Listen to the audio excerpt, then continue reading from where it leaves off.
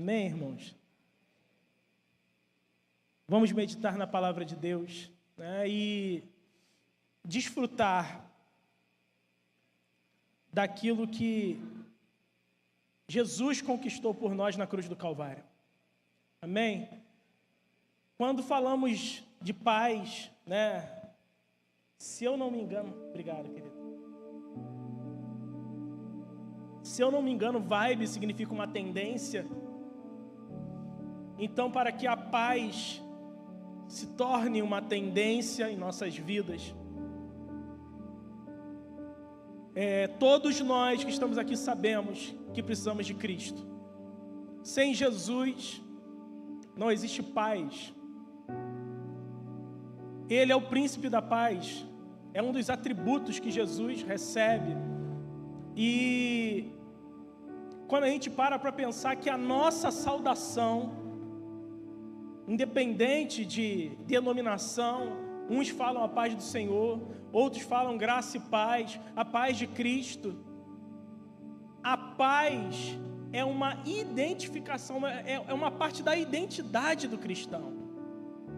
Só que quando a gente fala do termo de paz, do conceito de paz numa perspectiva mais abrangente para o mundo, desde os primórdios, o homem, na sua, vamos dizer assim, racionalidade, na força do seu braço, ele tenta construir paz, ele tenta alcançar paz. Filósofos já se debruçaram sobre teorias, conceitos políticos já foram criados. Existem pessoas que acreditam que é possível alcançar paz por meio de uma tendência política. Mas se você conhece a palavra de Deus e conhece a Jesus, você sabe que a paz só está nele. E a paz de Deus não está submetida a circunstâncias, coisas que possamos conquistar, ter ou não ter. E é sobre isso que eu queria te convidar a meditar um pouquinho. A nossa referência é aquilo que Jesus deixou para nós por meio da sua palavra. Deixo-vos a paz, a minha paz vos dou. Aí está o segredo. Não vos la dou como o mundo a dá.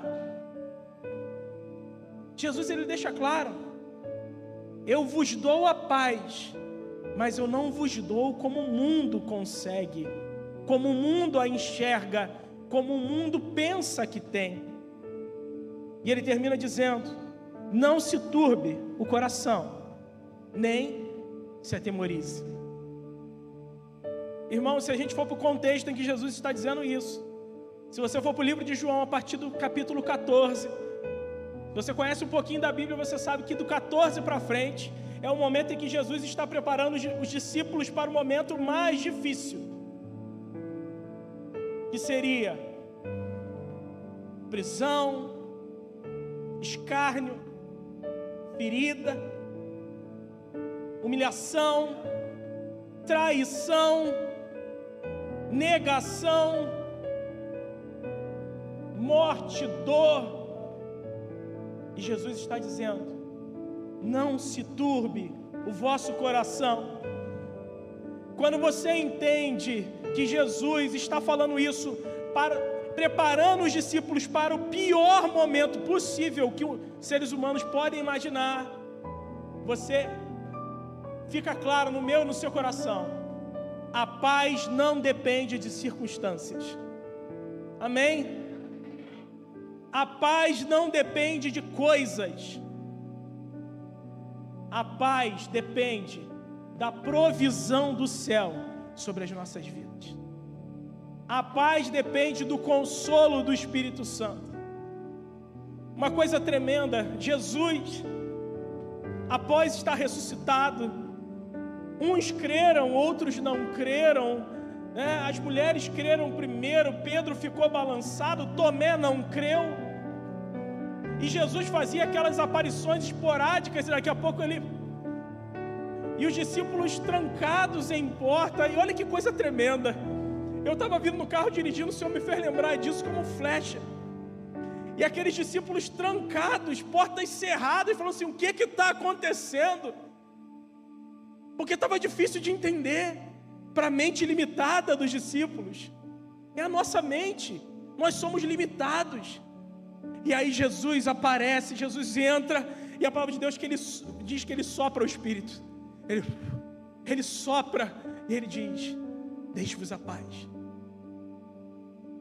Só que esse sopro que Jesus estava trazendo já era uma anunciação daquilo que seria consolidado em Atos 2. Quantos estão entendendo, amém? Porque sem o Espírito Santo nós não temos paz, sem a direção do Espírito Santo. Então, sabe, aquele turbar que os discípulos estavam ali dentro daquele recinto, quando Jesus sopra o Espírito, algo sobrenatural vem sobre eles. Sobrenatural. Você pode falar comigo? Paz sobrenatural. É nisso que nós temos que fluir, é isso que nós temos que desfrutar. E os discípulos experimentaram aquilo. E aí Jesus se assentava, partia o pão. Só que na hora que Jesus se ausentava, o Espírito ainda não estava derramado, e o turbar estava ali de novo. Você para lembrar, quando Jesus restaura Pedro, lá depois da pesca, por que os discípulos foram pescar? Porque Pedro estava turbado. Pedro ainda carregava consigo a dor de ter negado a Jesus. Aquilo amassava Pedro por dentro, e Jesus teve que se assentar à mesa com ele. Mas Jesus deixou um recado. Você pode erguer as suas mãos, porque nós somos fruto dessa promessa: ficar em Jerusalém, até que do alto sejais revestidos do poder. Você pode glorificar ao Senhor.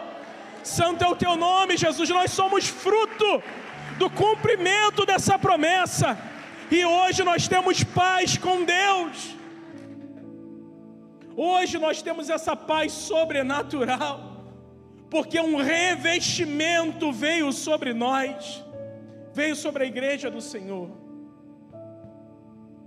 E aí eu queria te convidar a entrar no texto, porque quando a gente entende que a paz não depende de circunstâncias, de coisas, desfrutar da paz não está ligado a fundamentos desse mundo. Jesus disse: não vos dou como o mundo a dá. Então a nossa perspectiva de paz, ela tem que estar fundamentada na coisa certa. Se a nossa visão de paz estiver no lugar errado, se o nosso conceito estiver errado, é alicerce falso. E uma hora podemos ser surpreendidos e cair dentro de um poço de angústia, dor, desamparo. Então, essa pergunta é para mim e para você, é para nós. Nossa perspectiva de paz está fundamentada em quê? E aí, os conceitos podem ser muitos. Eu vou até falar aquele que mais mexeu comigo aqui na hora que eu fui pontuando. Porque na hora que eu penso nisso, mas vamos chegar lá, eu falo. E aí eu fui pontuando fundamentos que o mundo acredita. Quantos dizem assim, ó: quando eu tiver dinheiro sobrando, quando eu tiver dinheiro, eu tenho paz. E se a gente olhar para a palavra de Deus, lá em Filipenses 4:12, Paulo vai dizer assim, ó, na parte B: eu estou instruído a ter fartura, quanto a ter fome, tanto a ter abundância, quanto a padecer necessidade. Instruído, ele sabia viver tanto tendo quanto não tendo. Irmãos, se a gente olhar para o mundo, se dinheiro fosse resposta para a paz, não existiria milionário passando por crise, não existiriam pessoas de posse passando por vazios, ausência de resposta, a paz não está no dinheiro. E o interessante é que, se você olha para a palavra de Deus, o dinheiro é a única coisa em que Jesus colocou como um Deus em oposição. Só é possível servir a dois senhores, ou a Deus ou a Mamon. Porque se a crença, a confiança no dinheiro se tornar um fundamento para a nossa vida, podemos ser surpreendidos, e muitos são. E assim, lá em Provérbios fala que aquele que tem muitas posses, muitos bens, ele dorme inquieto. Mas aquele que, sabe, que não tem muita coisa, ele dorme tranquilo. Se o ladrão entrar na minha casa, de repente eu recebo uma oferta. Eu lembro disso, que teve uma vez, né, lá no Flamengo, que um ladrão, meus pais vão lembrar, um ladrão entrou lá na varanda lá de casa, sujou tudo de lama, tá? Não levou nada. Quando saiu, ainda deixou, né? Ele deixou o maço de cigarros, foi dispensado, mas depois ele deixou o dinheiro dele por baixo, porque ele tirou tudo do bolso para pular o muro. Ele foi embora e deixou o dinheiro. Então, irmãos, quando nós vamos, né, viajar, eu falo com minha esposa, as riquezas estão indo, que somos nós e as crianças. O que ficar aí, eu falo que eu tenho mais de maior riqueza em casa é a geladeira, porque a geladeira está cara demais. Queridos, a gente tem que ter essa visão. A gente não vai levar nada. Nosso coração não pode estar nessas coisas. Amém? Você recebe isso? Amém? Segunda coisa, quando eu tiver plena saúde, se eu estiver em plena saúde, eu tenho paz. E se a gente olhar para a palavra de Deus, nós vamos ver que também não é um fundamento para se ter paz. Porque Paulo vai dizer, 2 Coríntios 4,16, que ainda que o nosso homem exterior se corrompa, perdão, é exterior mesmo, exterior se corrompa, o que isso significa? Irmãos, a gravidade está nos puxando, estamos caindo aos pouquinhos, o nosso corpo ele é frágil. Por isso que a palavra de Deus diz que a nossa vida é como a neblina da manhã. Por que você acha que a palavra de Deus diz isso? É porque está falando da estrutura corpórea da nossa carne. Hoje estamos vivos, amanhã podemos não estar, mas que se cumpra em nós a vontade de Deus. Amém? Então a gente não pode atribuir a nossa paz ao estado do nosso corpo. Isso não é um fundamento bíblico. Terceiro, isso daí muita gente enxerga dessa forma. Com muitos amigos, eu tenho paz. Aí é que, se você olhar para a palavra de Deus, fica difícil. Provérbios vai dizer assim, ó, um homem que tem muitos amigos, ele sai perdendo. Mas existem amigos mais chegados do que irmãos. A palavra de Deus diz que nós seríamos perseguidos pelo nome do Senhor. Quantas vezes pessoas abandonam a paz interior simplesmente porque foi desagradado ou desagradou. Irmãos, o nosso objetivo nessa terra é cumprir o propósito de Deus nas nossas vidas. O nosso objetivo não é agradar pessoas, mas é agradar a Deus. Você quer ver uma coisa que tira a paz? Quando existe aquele sentimento, aquele pensamento de que tem que agradar a todo mundo. Você não tem paz de espírito, porque nunca vamos conseguir agradar a todos. Quantos estão entendendo isso? Amém? E se isso ataca a sua alma, olhe para a palavra de Deus, porque Jesus, esse é um dos pontos. Jesus não agradou a todos. Quantas pessoas ficam se vitimizando porque não conseguiram ser boas o necessário para tal pessoa? em tal situação. Receba a paz do Senhor, amém? Vença os fundamentos que são do mundo, não são fundamentos da palavra. E aí, esse daí é o ponto que mexeu comigo. Lugar. Quantas vezes, porque eu trabalho em outro município, né, eu criei um vínculo de afeto com a cidade que eu trabalho. E olha que se for comparar Magé com Maricá, né, misericórdia. Mas quando eu chego para as pessoas e falo assim, eu gosto de Magé, você é doido mesmo. Eu gosto, gente. Quando você gosta, o que é feio fica até bonito.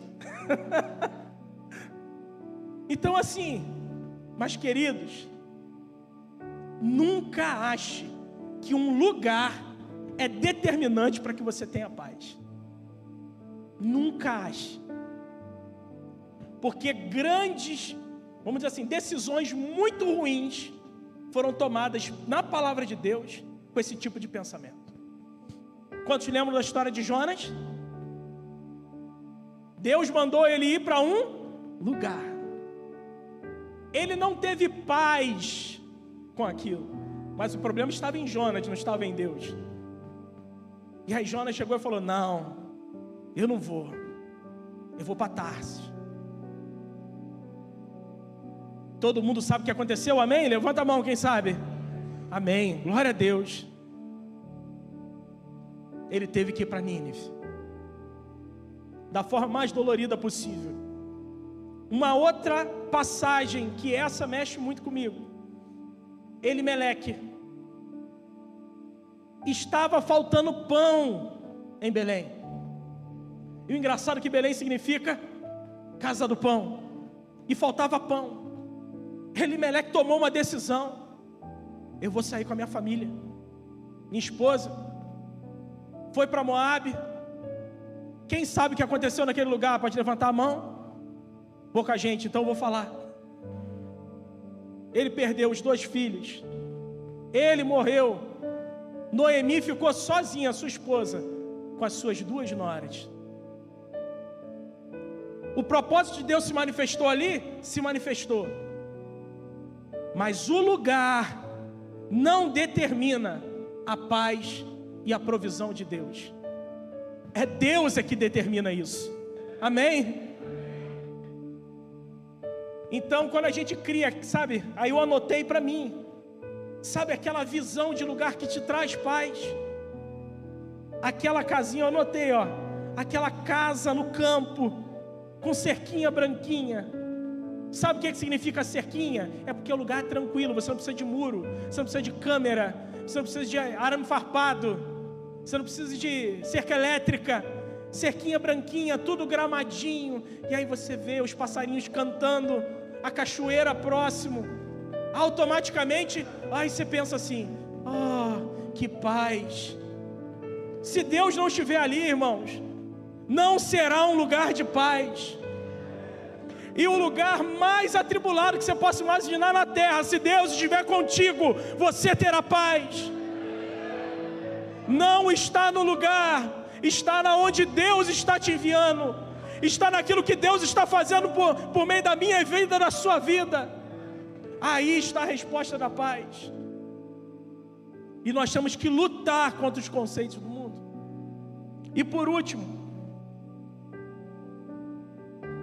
se eu tiver sem conflitos, e aí eu falo num aspecto geral, porque paz, imagina-se imediatamente a ausência de conflitos. Pela palavra não é assim. Olha que coisa. Por isso que, como professor de história, então, quando eu olho para esses negócios, essas conferências de paz, é ONU, é que não sei o que, gente, me desculpa, você pode pensar diferente, mas eu acho isso uma hipocrisia. E a gente sabe pela palavra que isso está preparando para a vinda do anticristo. Porque o anticristo vai anunciar uma falsa paz. Olha como que essa palavra é importante. Porque o discurso de paz errado vai enganar a muitos. E muitos vão acreditar naquele que não é o Cristo, mas parece ser.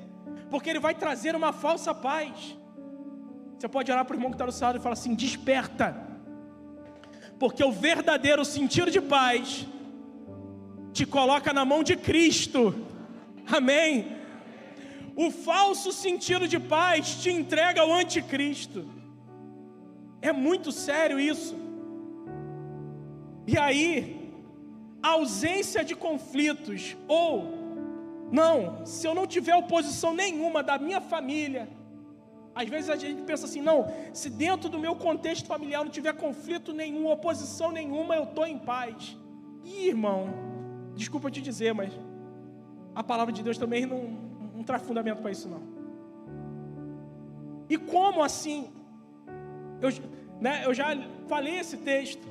Jesus vai dizer assim: se me perseguiram, quem sabe o resto? Também perseguirão a vós. O servo não é maior do que o seu? Se Jesus for perseguido. E aí a mais forte de todas, Marcos 6,4: não há profeta sem honra, senão na sua própria pátria, entre os seus parentes e na sua... Olha como que Jesus vai descendo os níveis. Pátria, parentes, casa. Tiago, irmão de Jesus, não acreditou em Jesus. Esse não pode ser o fundamento da nossa paz. É um fundamento falso. Então, aonde a paz de Deus está alicerçada? Em que a paz de Deus se fundamenta? E eu queria te convidar a meditar nisso. A paz de Deus, ela não se fundamenta em coisas que podem ser abaladas. Você pode falar isso comigo? A paz de Deus não se fundamenta em coisas que podem ser abaladas. Tudo que eu falei aqui pode ser abalado.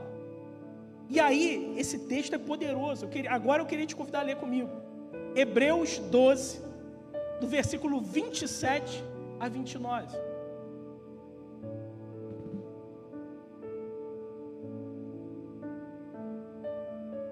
Você pode ler comigo?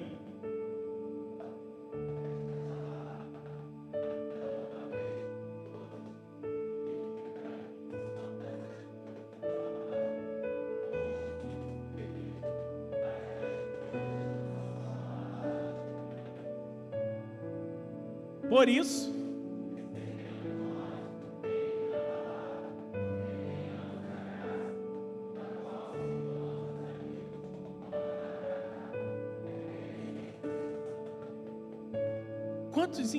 vamos lá, porque o nosso Deus, irmãos, o apóstolo Paulo está dizendo que vai chegar o momento que aquilo que pode ser abalado será retirado. Esse é o momento da nossa vitória. O que pode ser abalado vai ser totalmente destruído. E ele diz isso. Vamos no 27. Ora, esta palavra, ainda uma vez por todas, significa a remoção dessas coisas abaladas. Vai ser removido. Já foi?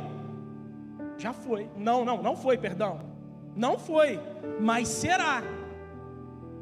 Só que Jesus, Ele já nos entregou um reino inabalável. É da estrutura desse reino que flui a paz de Deus. Amém? Aí a gente vai para a estrutura que nos fundamenta. A estrutura do reino. As práticas do reino que nós estamos estudando. Aí está a resposta da paz. E eu queria te convidar a ir de uma em uma.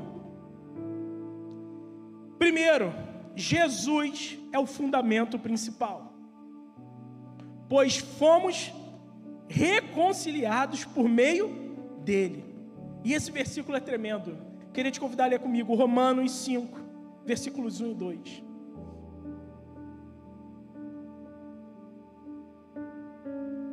Vamos juntos? Justificados, pois, mediante a fé, temos paz com Deus por meio... Você pode repetir? Temos paz com Deus por meio de nosso Senhor Jesus Cristo. Continuando. Por intermédio de quem objetivo... Pela fé, a esta graça, na qual estamos firmes e nos gloriamos na esperança da glória de Deus. Irmãos, temos paz com Deus. E além de termos recebido paz com Deus por meio de Jesus, mediante Jesus, Ele nos dá uma esperança gloriosa, que faz com que a gente fique numa expectativa. Cristo em nós, a esperança. Essa expectativa é o segredo da paz. Quando a nossa expectativa está nas coisas certas, a paz não vai embora. Amém? Porque se a expectativa ficar assim, será que eu vou ficar rico? Se a expectativa for, será que eu vou ter tal carro? Será que eu vou... Queridos, a paz não fica. Pelo contrário, rouba-se a paz. É coisa que rouba a nossa atenção daquilo que é eterno. Amém? Segundo, isso é tremendo demais. Por isso que não depende do lugar, não depende das coisas. A paz de Deus se fundamenta na vontade de Deus. Não importa o contexto, se for a vontade de Deus, a provisão e a paz vão estar lá. Porque a vontade de Deus, você pode falar comigo? É boa. Você pode louvar o Senhor por isso? Santo é o teu nome, Jesus. Obrigado, Senhor. É por isso que se a gente estiver passando por aquele turbilhão, por aquela luta, por aquela chama, que a palavra de Deus diz, se as águas se levantarem, elas não te submergirão. Se o fogo vier, ele não te queimará, nem a chama arderá em ti. Por quê? Se você está lá, é a vontade de Deus. E a vontade de Deus, ela é boa, ela é agradável e ela é perfeita. Ele está conosco e isso é mais do que suficiente. Olha o que Paulo ouviu: a minha graça te basta e o meu poder se aperfeiçoa na tua fraqueza.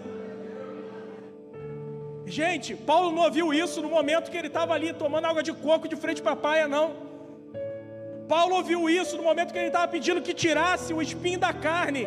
E ele diz que o diabo ele vinha... Você consegue entender a dimensão espiritual disso? Paulo se sentia esbofeteado pelo diabo. Você já se sentiu esbofeteado pelo diabo? Olha o que Paulo transmite. E ele ouviu de Deus: a minha graça te basta, o meu poder se aperfeiçoa na tua fraqueza. Isso é poderoso demais. A vontade de Deus é boa, agradável e perfeita. Se é a vontade de Deus, eu tenho paz. Terceiro, porque a nossa esperança, isso é tremendo. Não, mas é esperança. Esperar ainda não veio, vai acontecer. A esperança do cristão é diferente. A esperança do cristão não é a do mundo, que usa o verde e acredita. Não. A nossa esperança, ela está cheia de certeza. Porque o que esperamos, esse texto, gente, é uma revolução. Porque o que esperamos foi construído por Deus. Olha esse texto, irmãos. Isso aqui saltou de uma forma no meu coração. Hebreus 11:10. Queria te convidar a ler comigo. É algo poderoso. Ele está falando do pai da fé. Quem é o pai da fé? Abraão. Ele se moveu por uma esperança. Hebreus 11:10.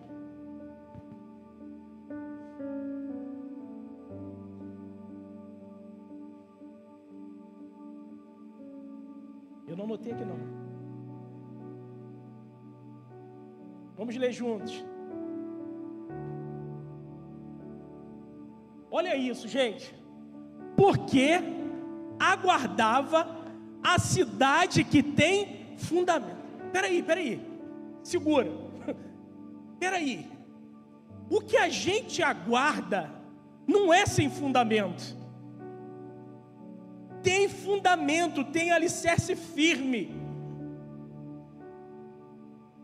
Que tem fundamentos, da qual, por que tem fundamento? Deus é o arquiteto e edificador. Santo é o teu nome, Jesus. Tudo aquilo que Jesus conquistou na cruz por nós tem fundamento. A traça não pode corroer, a ferrugem não pode corroer, o ladrão não pode roubar. Está garantido pelo sacrifício perfeito de Jesus na cruz do Calvário. E por isso nós temos paz com Deus, paz do nosso Senhor Jesus Cristo. É por isso que a nossa saudação, quando um crente olha um outro crente, ele fala assim: a paz do Senhor. Porque o que está te movendo não é o seu dinheiro, o seu trabalho que você tem ou deixou de ter. O que está te movendo é a paz de Deus. E aonde a gente vai, a gente carrega ela. A coisa mais engraçada, né, é você chegar num ambiente de trabalho. A escola lá em Cordeirinho, o pessoal fala isso. O pessoal vê eu chegando ali, né, a família Buscapé toda. Quem olha, né, a fatura do, né, as faturas do cartão de crédito, a conta bancária, nem sabe.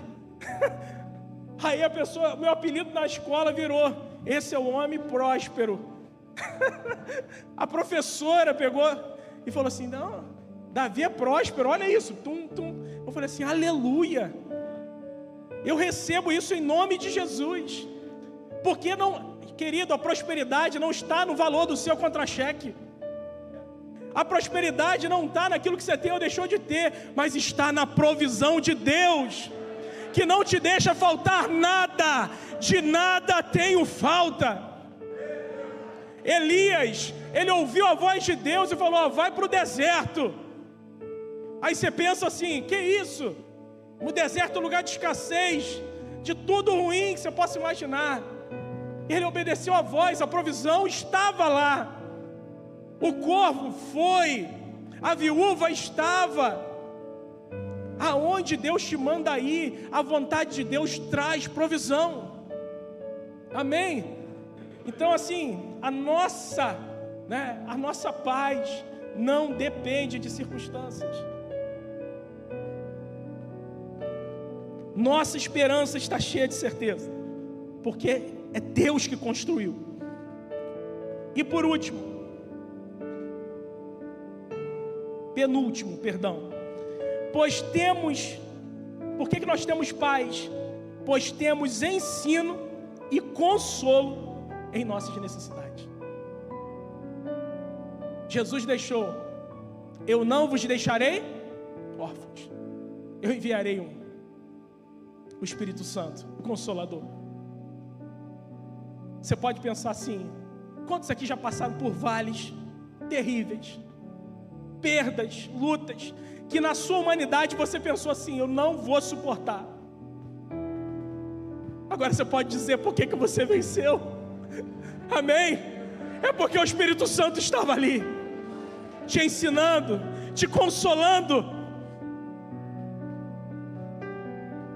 Nós temos essa convicção. Não depende da circunstância, depende do consolo, do ensino do Espírito Santo. Você pensa assim: mas eu não vou saber fazer. Ele te fará lembrar. Ele te ensinará. Eu não tenho capacidade, Ele vai agir por você.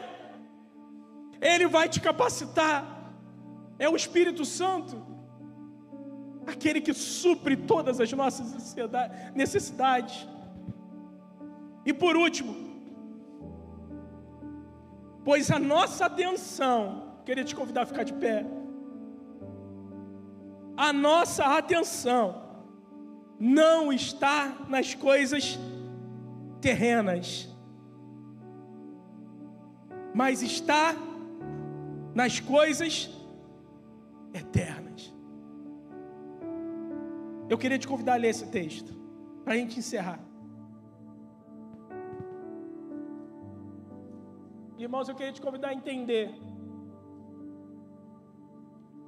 que diante do nível de tribulações que o apóstolo Paulo passou, era muito melhor estar com os olhos nos céus do que na terra, amém? Prisão, apedrejamento, açoites, abandono. Você já leu que o apóstolo Paulo foi abandonado pelos seus?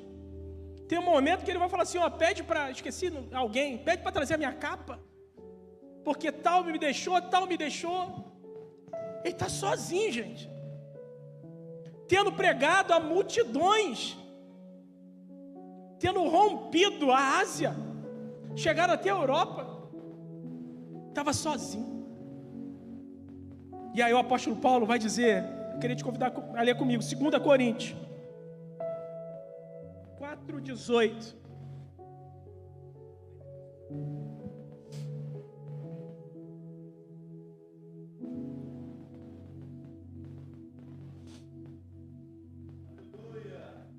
Vamos ler juntos?